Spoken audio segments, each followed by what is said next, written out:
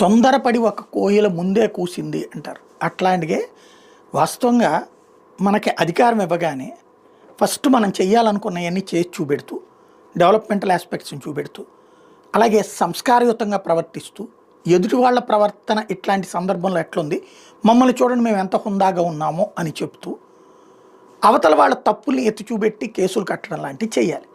కానీ గతంలో తప్పుడు కేసులు పెట్టి మమ్మల్ని వేధించింది వైసీపీ అని చెప్పి వాళ్ళు 30 చేస్తే వీళ్ళు 70 తప్పుడు కేసులు పెట్టారు.